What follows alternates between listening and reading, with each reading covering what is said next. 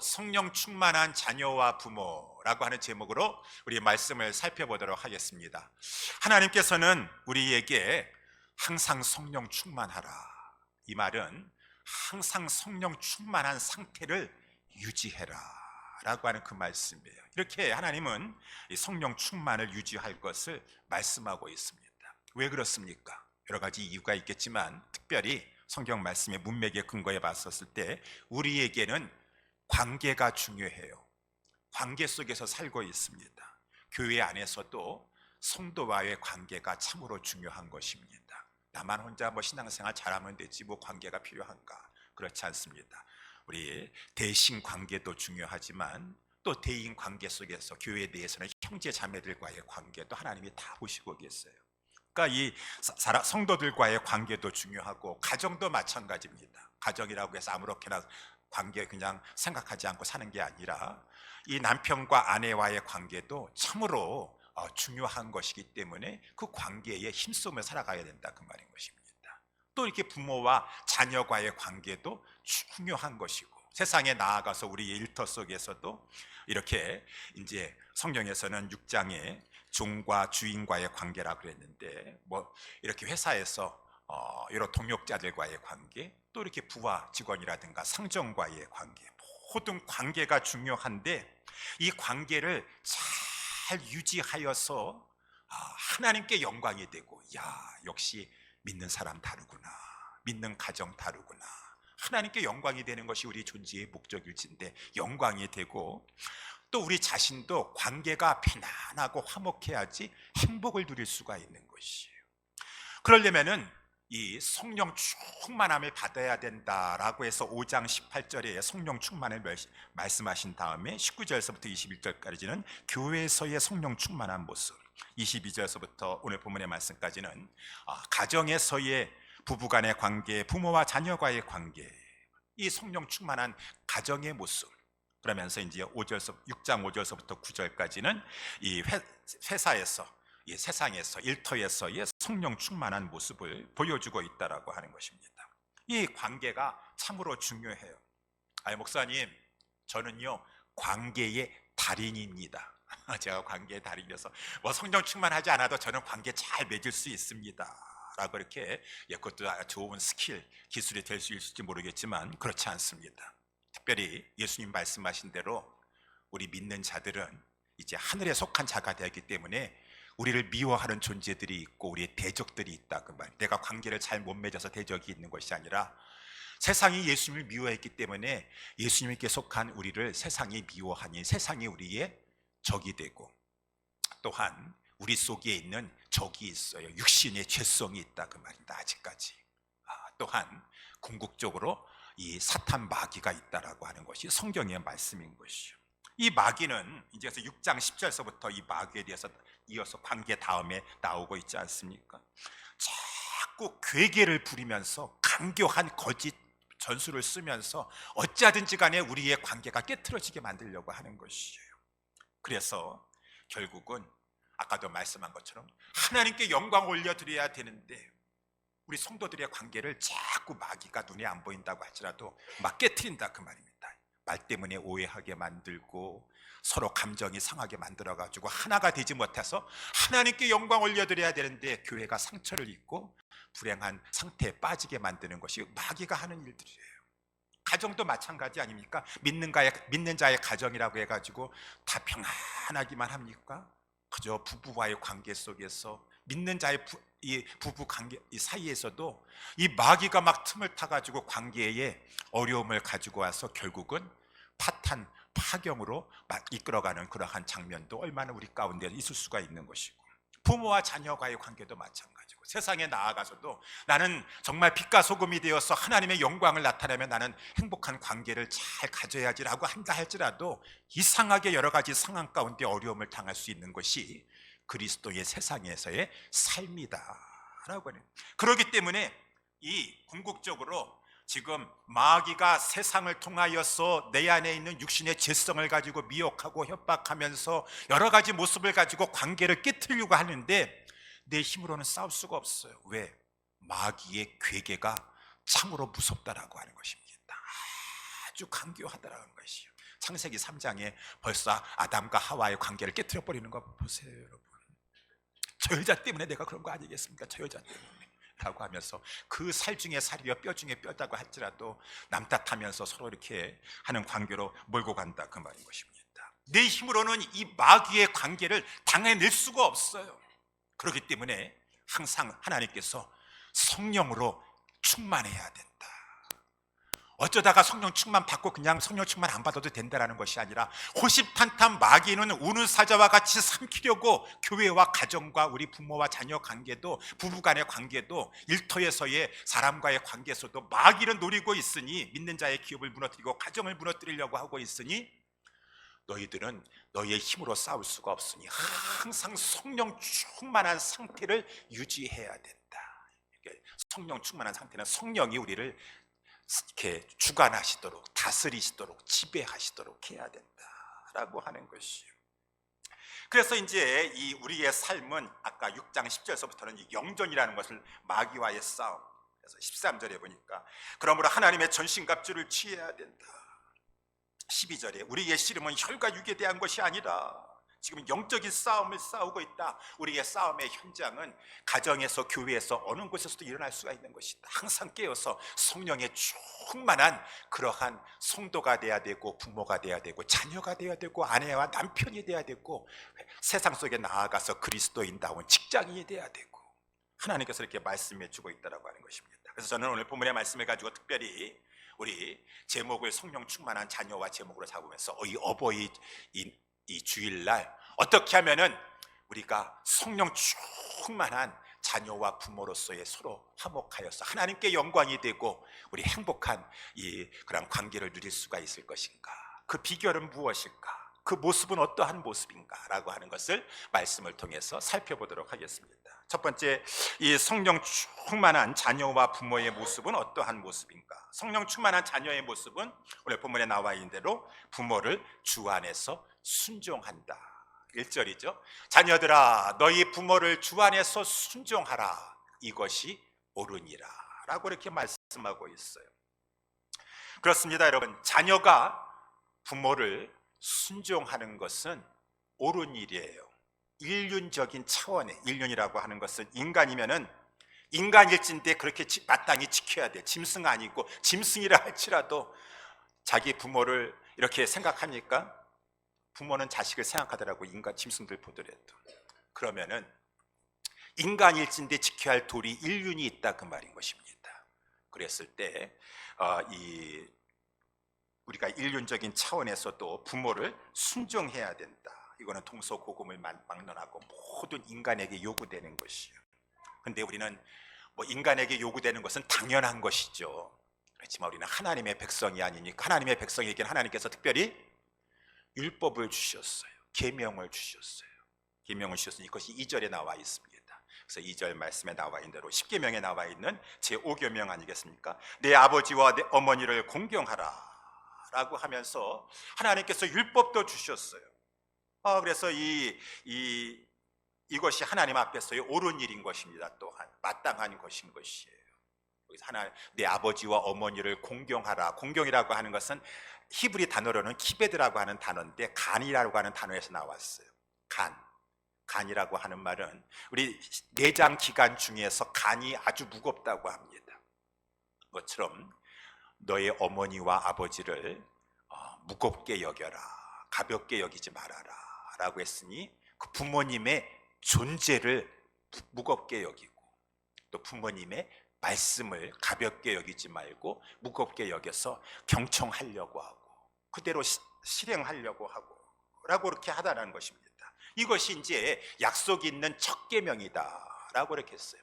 첫 계명이라고 하는 것은 물론 10계명 중에서 1계명에서 4계명까지는 대신계명, 하나님과의 관계에서의 계명일 것이고, 5계명서부터 이제 대인 관계인데, 대인 관계 속에서 제일 첫 번째는 우리 부모님과의 관계예요.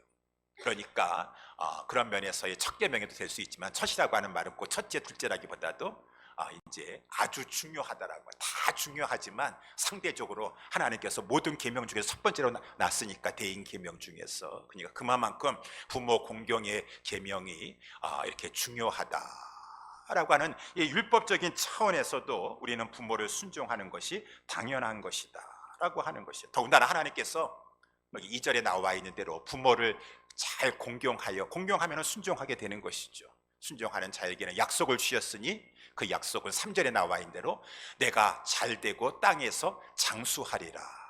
여기 땅에 잘되고 땅에서 장수하리라 라고 하는 이 말씀은 꼭 효자는 장수한다라고 하는 그런 말이 아니라 구약식 표현이에요. 하나님이 축복해 주신다라고 하는 표현이에요. 잘되고 땅에서 장수한다라는 것은 그냥 축복을 상징하는 것이니까 결국은 부모를 공경하고 순종하는 자에게 하나님께서 복을 주신다라는 것이에요.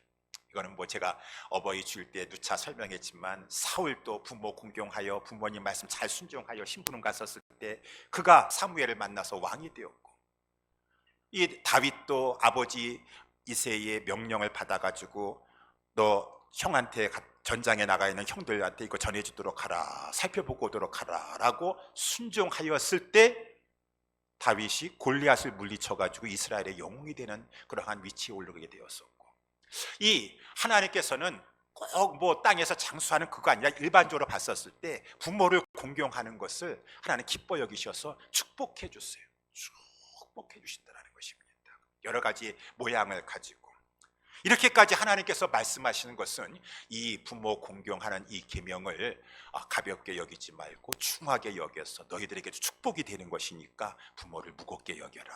존재감을 무겁게 여기면서 공경하라, 순종하라 라고 하는 말씀이에요. 이렇게 인륜적인 차원에서 하나님의 주신 계명 율법에 의하여서 있지만 더 중요한 세 가지가 있다는 것입니다. 우리 그리스도인에게 있어서는 그것이 다시 한번 1절 말씀에 나와 있는 주 안에서라고 하는 말이에요.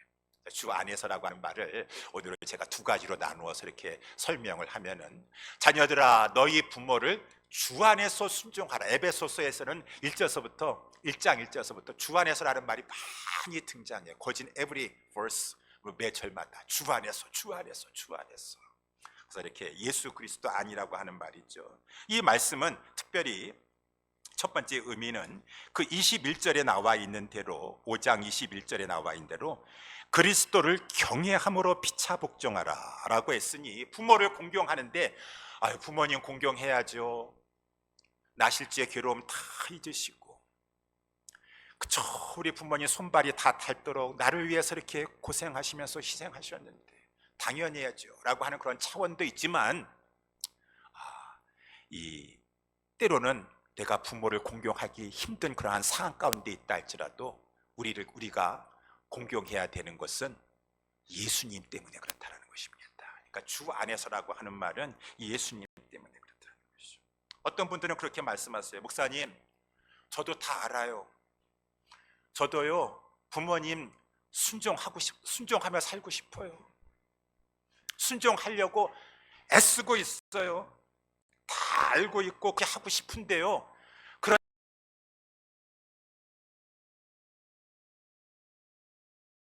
손발이 맞아야지. 아니 자꾸 하나님 또 부모에게 주시는 말씀 보니까, 아비들은, 여기 아비라고 하는 것은 아비만뿐만 아니라 항상 남편은 아내까지 포함한 대표가 되는 것이니까, 너희 자녀를 노엽게 하지 말라라고 하였는데, 아니 좀 잘 해드리고 싶다 할지라도 말 한마디를 톡톡 쏘시면서 감정을 상하게 하니까요, 순종하고 지금 효도 한번 하고 싶어도 자꾸 그냥 마음이 상처를 받아가지고 멀리하게 되고 순종하기가 힘들어지게 되네요. 제가 함부로 남의 사정을 다 알지 못하는 것 가운데 뭐라고 이렇게 판단할 수는 없지만 얼마나 힘드시겠어요, 나름대로. 그렇지만 하나님 말씀에 그거에 있었을 때 그래도 예수님 보시고 순종하시오. 예수님 생각하시고 순종하시오. 왜 예수님을 우리는 그렇게 생각하셔야 되나요? 우리가 잘 알다시피 예수님은 하나님의 아들이신데 하나님의 영광을 뒤로 하시고 우리를 구원해 주시기 위해서, 구속을 이루어 주시기 위해서 이 땅에 육신을 입고 내려오셨고 고난의 삶을 사셨고 마침내 우리를 위한 속죄 제물을 대신 태워주시사 십자가에서 다 우리가 받아야 될 그 하나님의 진노의 저주의 잔을 다 받으셨어요. 우리 예수님께서 지난번에 우리 고난 주간에도 이렇게 그 발자취를 따라갔지만, 우리 예수님 잡히시던 전날 밤에 우리 예수님께서 제자들과 최후의 만찬을 하시고, 예수님께서 이렇게 허리에 수건을 동이신 다음에 대야에 물을 뜨시면서 제자들의 발을 다 씻겨주시면서 마지막까지 제자들을 사랑하여 주시고 그 사랑의 실천의 본을 보여주신 다음에 우리 이제 주님 그 밤에 잡히셔가지고 이제 십자가로 돌아가시는 거예요. 예수님 다 하셨다 그랬어요. 미리 다 하셨다 그랬대요. 그러면 죽으실 걸 아시고 예수님께서 유언하는 심령을 가지고 우리에게 당부하시고 부탁하신 간곡한 유언과 같은 그러한 명령이 있으니 그것이 바로 모든 계명을 다 총괄하는 세계명이라고 하는 것이 우리가 잘 알고 있습니다. 세계명. 우리 예수님께서 요한복음 13장에 세족식을 한 다음에 얘들아, 내가 너희에게 세계명을 줄 테니까 이제 새로운 마음을 가지고 이거는 꼭 지켜라. 서로 사랑하라. 내가 너희를 서로 사랑한 것 같이 너희도 서로 사랑하라. 너희가 서로 사랑하면 이로써 모든 사람이 너희가 내 제자인 줄 알리라. 이거 하나만 내가 유언하는 심령을 가지고 나 이제 이 밤에 세족식 끝난 다음에 겟세마네 동산에서 기도하시고 이제 잡히셔가지고 다 예수님 하셨어요. 6월절 어린 양이 되셔서 이제 6월절 시작하는 저녁 해지면은 이제 죽으실 것이에요. 마지막 유언하는 심령을 가지고 너희들 서로 사랑해라. 사랑해라. 사랑하면 내가 기쁨이 되고 세상 사람들도 너희를 보고서는 야, 정말 사랑의 주님의 제자들이 맞구나 라고 하나님께 영광이요 주님께 영광이 되니까 너희들 사랑해다오. 그러면은 그거 청개구리 얘기도 있지 않습니까? 마지막 청개구리도 철이 들어가지고 우리 어머니는 그냥 산에다 물러달라 그러면 청개구리가 돼가지고 물가에 묻을까봐 물가에 묻으라 그랬지만은 청개구리가 마지막 어머니 죽고 나가지고 그냥 회개하게 돼가지고 어머니 말씀 순종해서 물가에다가 어머니 시신을 가지고 묻었다고 하는데, 마지막 그 어머니의 유언을 마지막 어머니의 그 유언을 지키려고 하는 것처럼 예수님이 간절하게 사랑하라, 서로 사랑하라. 12명의 제자들 보세요. 다 틀려요. 거기 성격이 급한 사람도 있고요. 출신이 헤롯 당원 출신도 있어. 거기에 보니까 시몬이라고 하는. 사랑하기 성격차, 개성차 다 자라온 배경차 다 틀려서 사랑하기 힘들어. 나 생각하고 사랑해 주지. 참고 오래 참고 서로. 여러분, 우리는 정말 다른 사람도 사랑해야 될 처지에 있는데 부모님이시란 말이에요. 목사님, 저 효도하고 싶어요. 순종하고 싶어요. 그런데 부모님이 제 속을 아주 뒤집어 놔요. 아니, 어떤 부모님인지 모르시겠지만 그래도 정말 우리는 남들도 사랑하셔야 돼요. 남들도 사랑하셔야 돼요. 그렇다고 한다면 서로 사랑하라고 하는 말 속에는 이 말씀도 다 포함되어 있는 것이, 우리 주님이 서로 사랑하라, 주 안에서 사랑하라 라고 하는 그 말씀이 우리 주님의 유언일진데, 정말 나는 구속의 은혜 앞에 정말 감사합니까? 그 은혜에 보답하고 싶습니까? 그렇습니다. 난 그 은혜 나 주님의 구속의 은혜에 보답하고 싶습니다. 나를 대신해서 십자가에 죽어주신 내가 노래하고 찬양하고. 그러면은 너의 그 다음에도 마찬가지겠지만, 너가 나를 사랑하면 너에게 맡겨진 양떼가 너를 괴롭히고 힘들고 말 안 듣는다 할지라도 주님 생각하면서 그 양떼 먹이고 사랑하고 기르라, 그 말입니다. 우리의 모든 관계는 다 그런 것이에요. 그러니까 특별히 주 예수 그리스도를 경외한다면 예수님 때문에 특별히 하나님께서 가장 인간 계명 중에서 제일 앞에 두셨고, 우리 예수님께서 마지막 유언하는 심령으로 그 다른 사람이라 할지라도 서로 사랑하라고 하셨는데, 부모님은 당연한 것이죠. 말할 것도 없죠. 내 부모를 주 안에서 순종하라. 이것이 인륜적인 차원이요, 율법적인 차원을 넘어서 우리는 예수님 때문에 살고 죽는 자들 아니겠습니까? 그 은혜에 감사해요. 예수님을 경외함으로 복종하라 라고 하는 그러한 것이니, 우리는 이것이 주 안에서 사랑하라고 하는 말이에요.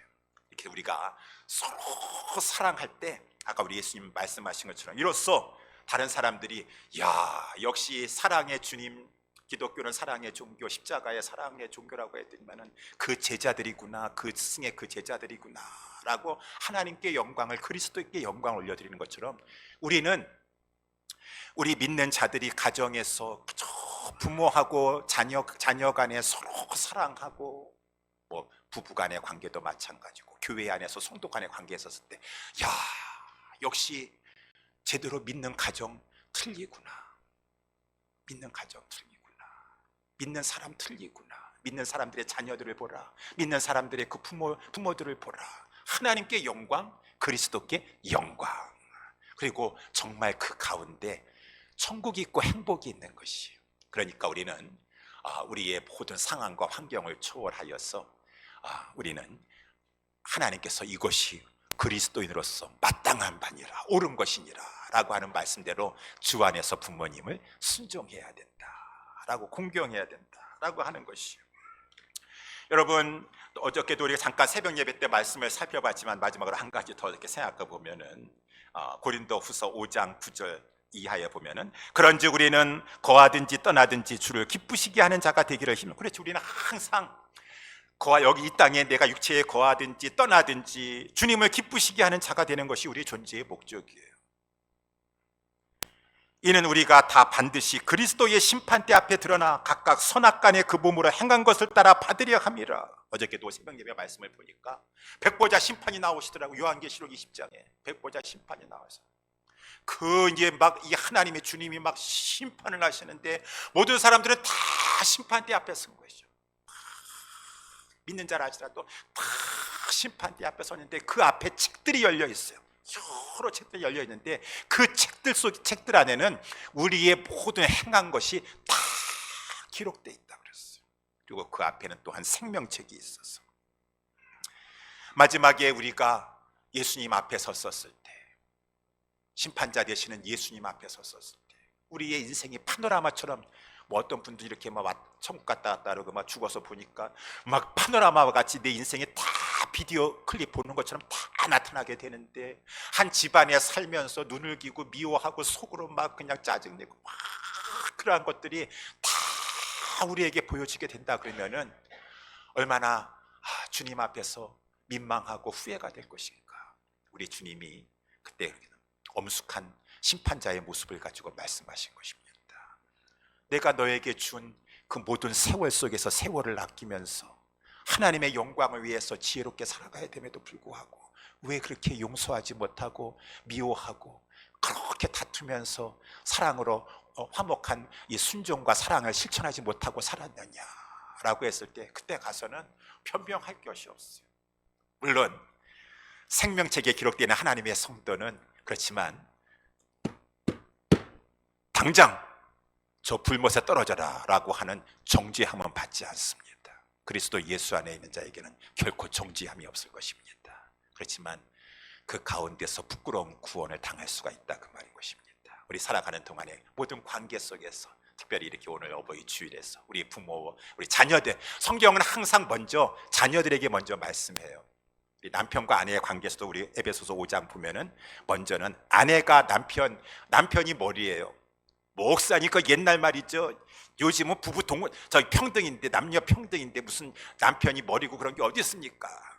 그러면 성경 보세요. 거기 성경 보시니까 5장 23절에 남편이 아내의 머리가 됨이니, 그러니까 아내가 먼저 남편에게 순종해야 된다라고 이렇게 이제 말씀하고 있어요.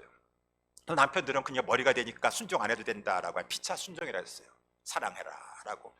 자녀와 부모와의 관계도 마찬가지예요. 하나님께서는 먼저 자녀들이 더 이 순종해야 될 입장에 있으니까 자녀들에게 먼저 말씀하시는 거예요. 오늘 제가 제목도 성령 충만한 자녀와 부모. 목사님 부모를 먼저 두셔야지. 제가 성경 남아 있는 순서대로 쓴 것입니다.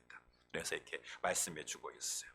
그래서 우리는 이 마지막 심판 때를 생각해서라도 그때 생각해서 마지못해서 순종하는 것이 아니라 우리 예수님 때문에 구속의 은혜에 감사해서 하나님의 기쁨이 되기 위해서 모든 관계 속에서, 특별히 부모와 자녀와의 관계 속에서 순종하라, 공경하라 라고 하는 것이고, 두 번째 주 안에서라고 하는 그러한 말은 제가 누차 이렇게 말씀드리는 것이지만 주 안에서라고 하는 것은 순종의 범위가 제한되어 있다라고 하는 것이에요.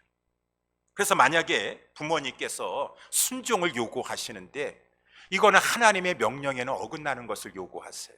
가령 예를 들었을 때 너 예수 믿지 말아라. 우리 집안은 조상 대대로 제사를 지내야 되는데 너 교회 다니고 예수 믿으면 절대로 안 된다.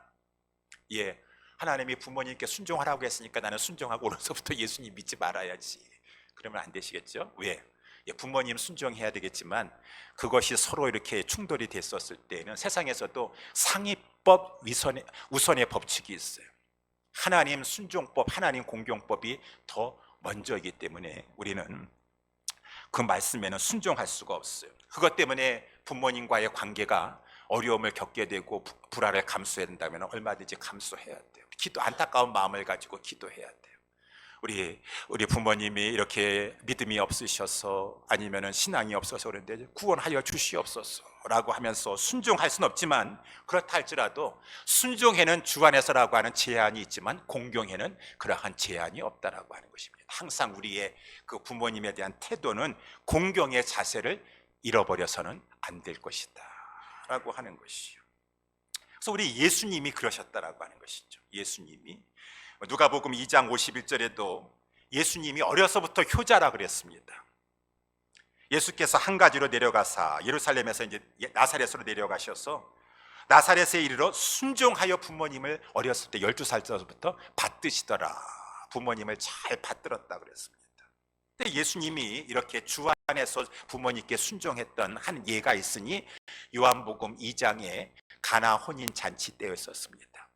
예수님도 마리아도 모친 마리아도 그 가나 혼인 잔치에 청함을 받았어요. 참여를 했는데 그만 그 집에 포도주가 떨어졌습니다. 포도주 떨어지면 사오면 될 거 아니겠어요? 그래. 아니 그 당시에는 일주일 동안 결혼 잔치를 하려면은 혼인 잔치를 하려면은 포도주를 미리 다 담가놔야 돼요.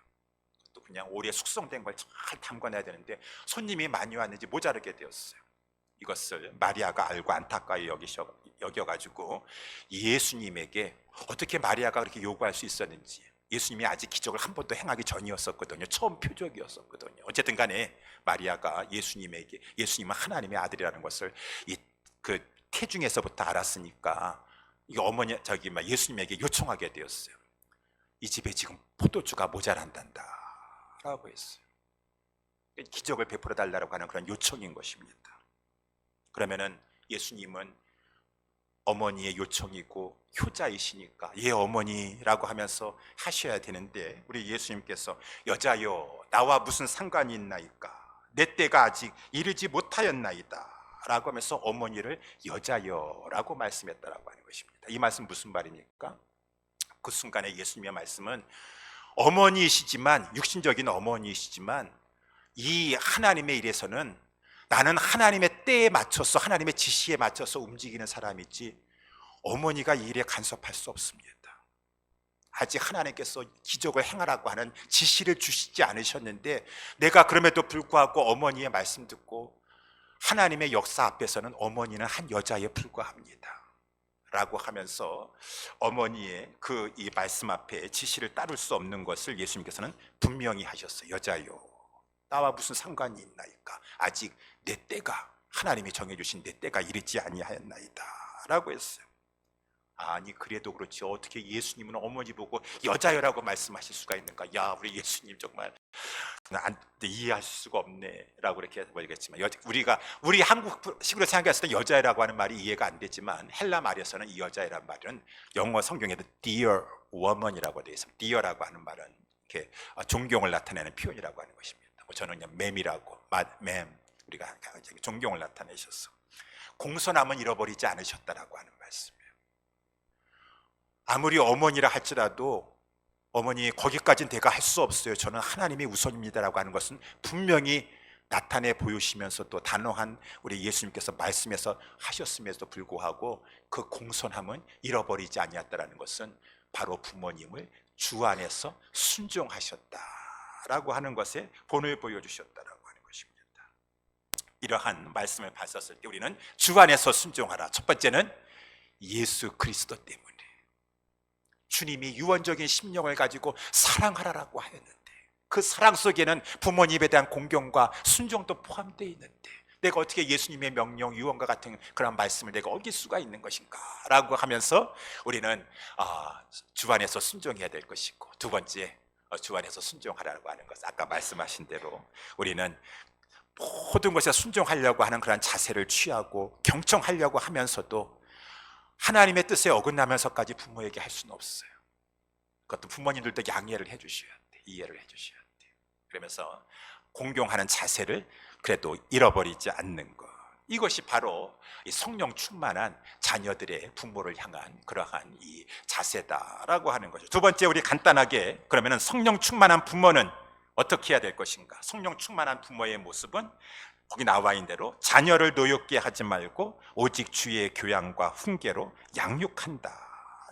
이것이 성령 충만한 부모의 모습인 것이에요. 4절 말씀을 다시 한번 보면은, 또 아비들아, 여기 아비라고 하는 말 속에는 어머니도 포함되어 있다 그랬습니다. 너희 자녀를 노엽게 하지 말고 오직 주의 교양과 훈계로 양육하라 라고 이렇게 말씀해 주고 있어요. 우리 지난 야외 예배 갔었을 때 어린이 주일이기도 했기 때문에 제가 잠깐 언급하였지만은, 자녀를 어떨 때 우리가 노엽게 하는가? unfair 할 때, unreasonable하게 요구를 할 때, 우리 어머니 아버지는 그냥 공부도 안 하면서 날 보고 맨날 공부하라고 하면서, 너 제대로, 본인들은 제대로 신앙생활 하지 않으면서 너 신앙생활 잘해, 그래가지고 열심히 신앙생활 하려 했지만은 너 지금 내일 모레 시험인데 어떻게 교회를 왜 가려고 그래? 그러니까 리즈너블 하지 않다라는 말이에요. 아니, 언제적에는 예수 열심히 잘 믿어 이제 주님이 더 축복해 주시니까 교회 생활 잘하라고 한다 그러는데, 지금 중요한 시험 앞두고 있어가지고 내가 예배 드리려고 했지만 부모님이 오히려 반대를 하면서 너 지금 시험인데 어딜 교회를 가려고 그래? 혼동스럽다고 말해. 그러니까 혼동스럽다. 리즈너블 하지 않다. 이것이 자녀를 노엽게 할 수 있는 것인데, 한 가지를 더 말씀드린다면은, 자녀를 노엽게 하는 것은 우리 부모님이 자녀를 양육하다가 훈계를 하는 경우도 있지 않습니까? 훈계, 오늘도 훈계라고는 말이 나오는데 말로 하는 것이요, 말로 이렇게 막 타이르고 가르치고 하는 것이요. 근데 아이가, 자녀가 거기에 대해서 제대로 순종하지 아니하였을 때 부모가 화가 난다 그 말입니다. 혈기와 울분에 막 사로잡혀가지고 그만 부모가 막 자녀 앞에서 막 언어 폭력을 사용한다든가 악담을 한다든가 격분해가지고 그런 말 하면 안 되는데 화가 나니까 막 그러는 경우에 있었을 때 그 자녀가 큰 마음의 상처를 받게 돼가지고 결국은 부모와의 자녀의 깊은 골이 간 다음에 부모님이라고 할지라도 함부로 막 인격을 깎아내리는 말을 막 한다든가 막 그래가지고, 그러면서 너는 무조건 날 존경만 해, 공경만 해, 그렇게 할 수가 있겠습니까? 그거 나중에 어떻게 상처를 회복할 수 있겠어요? 그렇게 거기 지경까지 가지 말아야 되는데 그만 막 화가 났기 때문에 순간적으로 그런 하지 말아야 될 말을 내뱉고 말았다. 그래서 비극으로 끝나게 되는 게 마귀가 하는 것이. 그래서 아까 성경에도 5장 18절에 술 취하지 말아라. 술 취한 것은 방탕한 것이니, 방탕이라는 것은 멸망으로 가게 된다는 것이에요. 누가복음 15장에 우리 탕자가 허랑방탕했다 그랬습니다. 허랑방탕하면은 멸망으로 가는 거예요. 돼지우리로 들어가는 코스예요. 그런 거는 마찬가지로 술 취하면은 그만 내가 술 취해가지고 하지 말아야 할 행동을 했네. 저는 전혀 모르는 사람이었는데 뉴스를 보니까 작년인가 무슨 김호중인가 무슨 저기 막 가수가 있는데 술을 취해가지고 운전을 해가지고 어떻게 했으면 그 사람 꽤 잘 나가는 사람이었는데 나락에 떨어져가지고 막 비참하게 돼요.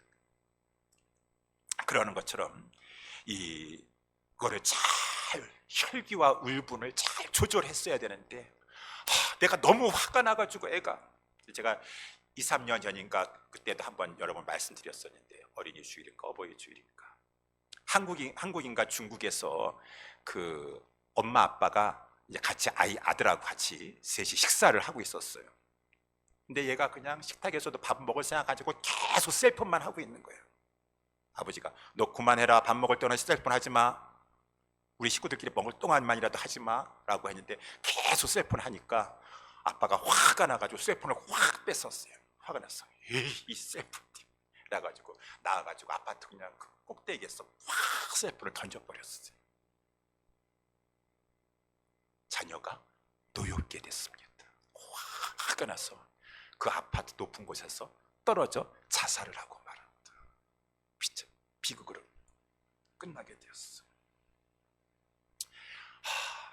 얼마나 그 부모님이 후회되겠어요.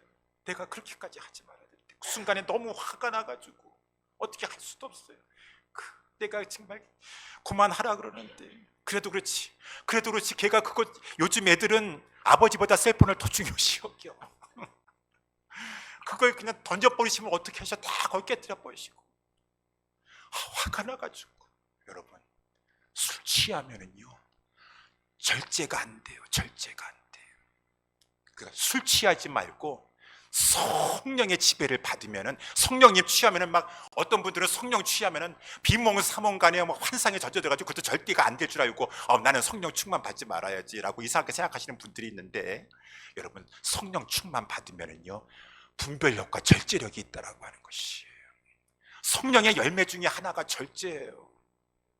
어떤 사람 보니까 성령 충만 받았다고 해가지고 막 방언을 절제하지 못하고 그냥 막 웃음을 절제하지 못해가지고 막 미친 사람처럼 이렇게 보니까 난 성령 충만 받는 게 좀 두려운데, 아니에요. 정말 성령 충만하면은 온유하고 절제하고 이 분별력이 있고 절제할 능력이 있다라고 하는 것입니다. 그래서 디모데후서 1장 8절에도 하나님께서 우리에게 주신 마음은 스피릿이에요. 영은 두려워하는 마음이 아니요 오직 능력과 사랑과 근신이라는 것, 셀프 컨트롤, 근신하는 마음이라고 하는 것이죠. 그러니 이 절제력을 성령의 절제에서 우리가 자녀를 양육하다가 또 자녀 우리의 마음대로 안 되고 그러하였을 때 막 화가 치밀어 오르고 막 그럽니다.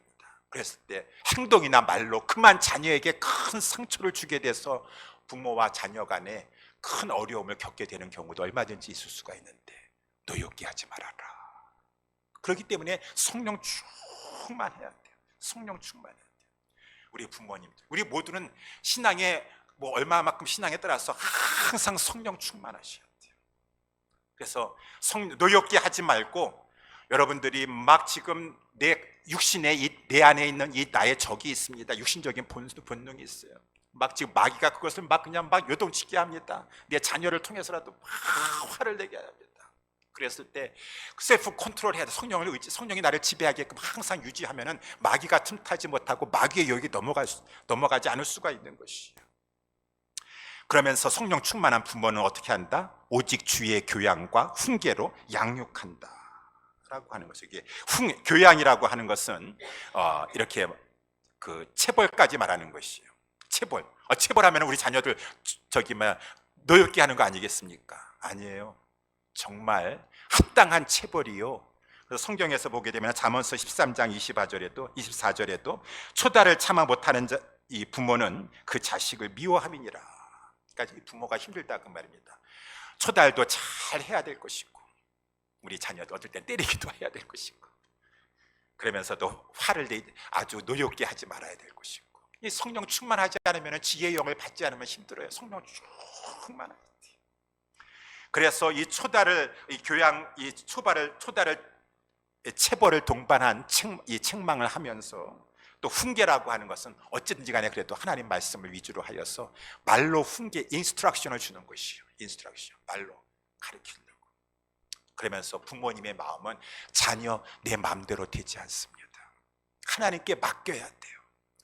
주의 종도 마찬가지예요. 우리가 저부터도 그렇고 다 말씀만 전하면 다 변화됩니까? 변화가 더 더딜 수도 있고 안 변할 수도 있고 막 그런데, 자기 제풀에 화가 나가지고 혈기 부리면은 그거 할 수가 없어요. 주님께 맡겨야 돼요. 바울과 우리 바나바가 우리는 그냥 심고 물 주는, 자라나게 하시는 분 하나님이시에요. 자라게 하시는 분 하나님. 우리 자녀도 마찬가지예요.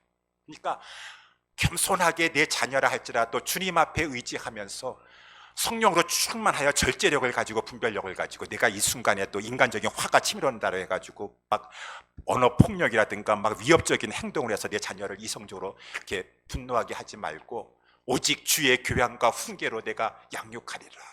하나님의 말씀을 가지고 얘야, 하나님이 얼마나 기뻐하시지 않겠니? 이 말씀 봐봐라. 하나님은 이럴 때 자녀를 축복해 주신다고 했어. 어떡하겠어요? 우리는 하나님이 변화시켜 주셔야 되는 거예요. 그러면서 오직 주의 교양과 훈계로 하나님께 맡기면서 양육하도록 하라. 라고 했었을 때 우리의 모든 아비와 우리 자녀와의 관계가 하나님의 은혜 가운데 이렇게 잘 형성되고 유지되어 갈 수가 있는 것이다. 마지막으로 간단하게, 그래서 우리는 성령 충만 받아야 된다는 것이죠. 성령 충만을 받는다는 것은 한 번 받는 게 아니라 계속 유지하셔야 돼요. 여러분 셀폰 계속 차지하시죠. 리차지 하시죠. 왜 셀폰을 리차지 하시면서 성령을 리차지 안 하시려고 그러시죠? 항상 충만하셔야 돼요. 왜? 마귀가 호시탐탐 노리고 있기 때문에 항상 충만해요. 그러면 충만하려면 어떻게 해야 되겠는가? 간단하게, 여러분 성령님을 근심시키지 마세요. 성령님을 근심시키지 마세요. 성령님 지금 정말 여러분 예수 믿으셨으면, 중생하셨으면 여러분 안에 계십니다. 내주하고 계십니다. 그 성령님을 근심하게 하시면은 성령님 뒤로 물러가시죠. 여러분들을 다스리실 수가 없으시죠. 그래서 거기 나와 있는 대로 4장 30절에 하나님의 성령을 근심하게 하지 말라. 그 안에서 너희가 구속의 날까지 인치심은 받았어요. 여러분 인치심을 받아 하나님 중생할 때 성령이 여러분 속에 들어가셨어요. 이거는 여러분들의 이 힘으로 성령이 들어온 걸 막고 할 수가 없어요. 하나님의 일방적인 은혜예요. 불가항력적인 역사인 것입니다. 성령의 인치심을 받았어요. 그렇지만 성령 충만은 나에게 달려 있습니다. 내가 성령 충만할 수도 있고 안 할 수도 있어요. 내가 성령님을 근심케 하면은 성령님은 나를 손에서 이렇게 놓고 온전히 지배하실 수가 없어요. 성령님이 인격적인 분이세요. 나에게 달려 있어요. 그래서 거기 하나님의 성령을 근심하게 하지 말라라고 하는 바로 전절에 보니까 4장 29절에 무릇 더러운 말은 너희 입에도 내지 말고 오직 덕을 세우는 데 소용되는 대로 선한 말을 하여 듣는 자들에게 은혜를 끼치게 하라. 내가 지금 막 입에서 막 별로 덕이 안 되고 선한 말이 아닌데 막 더러운 말인데 한번 내뱉고 싶어요. 나 지금 내뱉고 싶어요. 듣는 사람을 실족하게 하든지 난 지금 감정이 상해가지고 이 말 내뱉고 싶어요. 알아서 하시오. 그 안에 계시는 성령님이 기뻐하셔서 그 순간에 성령님께서 더러운 입에서 막 나오는 것 가운데 근심하셔가지고 뒤로 물러나시면은 그 순간에 마귀가 틈타고 들어올 수 있다라고 하는 것이에요. 나도 성령님께서 멀리 하시고 다른 사람도 실족하게 하셔서 이 말로 망하게 되는 경우가 얼마나 많습니까? 그러니까 내가 성령 충만하면 항상 난 유지해야 될 상황이라면은 내 입을 조심해야 된다는 것입니다. 성령 충만을 비교하는 거예요. 두 번째는 또한 비슷한 말이지만은 성령을 소멸케 하면 안 돼요. 성령님이 우리 안에 계시면서 자꾸 여러 가지 것들을 생각나게 해주시고 우리에게 성령의 소욕을 주세요. 얘야, 내가 너를 온전히 지배하면서 성령 충만으로 너에게 복을 주려고 안 하는데 너가 아직 해결하지 않은 게 있잖아. 그래서 생각나게 해주세요. 너 그 사람과 화해하지 않고 있으니까 빨리 가서 화해부터 해라. 성령님께서 그 마음의 생각을 주셨는데 그래도 그걸 잘못했다고 내가 자존심이 있는 사람인데 라고 하면서 성령의 소욕을 extinguish, 우리 소화기로 막 그 불을, 성령님을 또 꺼버린다는, 성령님께서 뭐 그 에너지 그런 불이 아니에요. 인격체십니다. 우리 성령님이 인격체였어요. 성령 하나님이었어요. 성령 하나님의 말씀을 거역하고 거절하고 그렇게 말씀하셨음에도 불구하고 에휴 나는 싫어, 그래도 안 해, 나는 절대로 안 할 거야. 알아서 하시오. 성령을 소멸케 하시든가 마시든가. 성령 충만하셔야 돼. 성령님께서 자꾸 그런 소욕을 주신다면은 순종하셔야 돼요. 부모님이든 자녀들 간에 성령 충만하셔야 돼요. 뭐 하지 말라라고만 하니까 어떻게 하라라고 하는 긍정적인 차원에서 여러분 성령님께서 우리 안에 늘 계십니다. 그러니까 그 사실을 늘 인식하셔야 돼요. 그래서 만약에 예를 들어가지고 우리 집에 지금 귀한 손님이 오셔가지고 지금 하룻밤 주무시고 가실래요. 그런데 그냥 아침에 애들이 일어나가지고 그냥 막 아침서부터 막 떠들려고 그러는 거죠. 내 엄마 아빠가 쉬 조용히 해. 지금 손님 와 계시잖아 우리 집에. 여러분 고린도 후서에서 말씀해 주시기를 너희 몸은 하나님의 전이고 성령이 우리 안에 거하시고 계시다 그랬습니다. 귀한 손님이 되신 성령님이 내 안에 계시는구나. 내가 함부로 저거 하면 안 되는구나. 성령님이 내 안에 계시지. 정말 애들도 잊었다가 그렇지 어저께 손님 오셨지. 성령님 우리 집에 계시지. 내 마음에 계시지. 항상 생각하고. 성령님이 우리 안에 왜 계신가요? 교제하기 위해서. 그래서 제가 조금 이따가도 축도하겠지만 고린도후서 13장 13절에 그리스도의 은혜와 하나님의 사랑과 성령의 교통하심이라는 것은 펠로우십이에요. 성령님은 우리 안에 오셔서 우리와 교제하고 싶어요. 펠로우십 나누시고 계시요.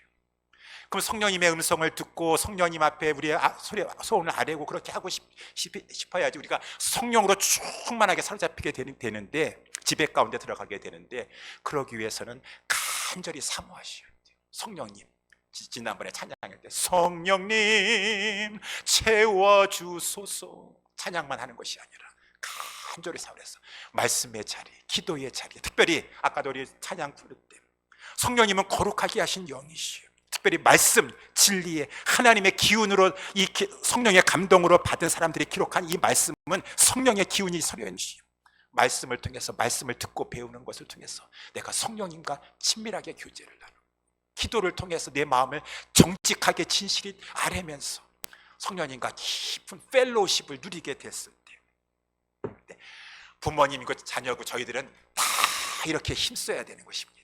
그랬을 때 모든 관계에서 우리가 우리 자신도 관계의 복을 누리며, 집안에서든지 교회에서든지 세상에 나아가서 일터에서든지 하나님께 영광 올려드리고 우리가 진정한 관계의 복을 누리고 형통하게 되고, 사랑하는 오늘 예배에 참여하신 우리 모든 성도 여러분들이요, 우리 성령 충만한 부모님들과 자녀들과 우리 모든 성도가 되기를 힘씁시다. 오늘 말씀을 우리 주셨습니다. 우리 특별히 우리를 방해하고 회방하려고 하는 우는 사자가 있다는 것을 잊지 마시고 늘 성령 충만해야 될 것입니다. 그래야지 마귀가 틈타지 못하고 마귀의 괴계도 우리는 능히 멸할 수가 있을 것입니다. 그리고 우리가 성령 충만하여서 우리의 가정, 우리의 교회, 우리 부부간의 관계, 부모와 자녀의 관계, 세상에서의 모든 사람과의 관계에서 정말 화평한 가운데 본을 끼치고 빛을 끼침으로 말미암아 우리는 산 위에 있는 동네라고 그랬습니다. 저 사람들을 보라, 이 세대의 정말 부모 간의 관계, 부부 간의 관계 다, 그런데 정말 믿는 사람들 다르구나. 저들에게는 정말 부모와 자녀 간에도 이렇게 화목하고 화평하고 모두 다 힘써야 돼. 부모님들도 힘쓰고 우리 자녀들도 힘써서 우리 그러므로 말미암아 우리도 행복하고 무엇보다 하나님께 영광 올려드리는 우리 모두 자녀들과 우리 부모님들 다 될 수 있게 되기를 예수님의 이름으로 축원합니다. 기도하도록 하겠습니다.